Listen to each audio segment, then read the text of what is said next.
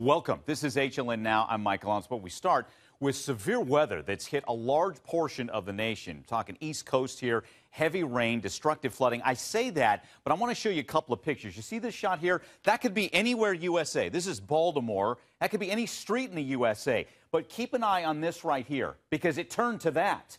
It basically, a sinkhole swallowed up an entire city block.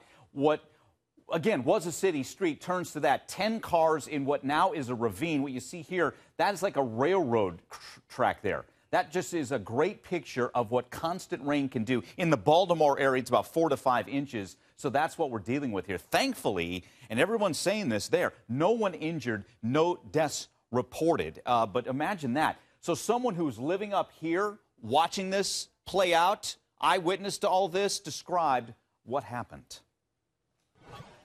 At first, I kind of thought it was an earthquake because how it was rumbling at first inside the house, but I wasn't too sure till I got outside and I just saw the whole side just disappear.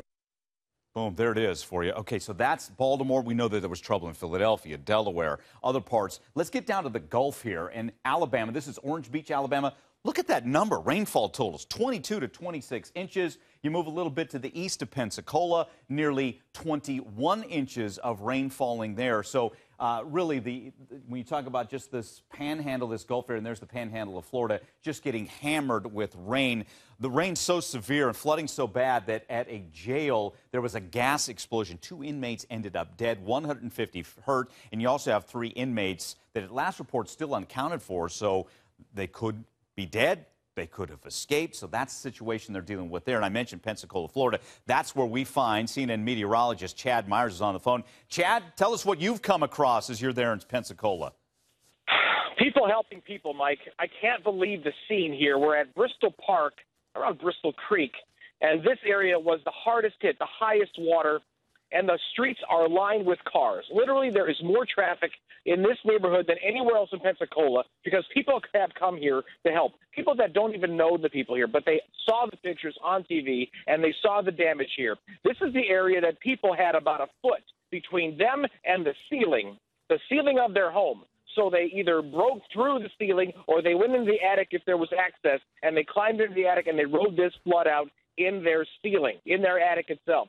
All of this stuff now being pulled out of the homes. This is the area that reminded me, because they were breaking through the roofs to get to these people. It reminds me of what we saw in New Orleans after Katrina. People went into their attics. They either took a hatchet or axe with them and tried to break through. And we will show you pictures as soon as we can get them, Mike. So you're talking people fighting for their lives, basically. They're standing in their home and the water's rising. So if they don't make it into the attic, they don't make it out. That bad. Mike, I see water lines here up to the gutter, which means the water was all the way up to the gutter, and that gutter pretty much matches up to where your ceiling would be. So if they did not get into the attic, there would be no room left in that house for them. Okay, as you're talking there in Pensacola, we're looking at pictures really matching what you're saying. What are you seeing now? I mean, is the water obviously receding some? Is more rain coming? What's the now and what's the future, Chad?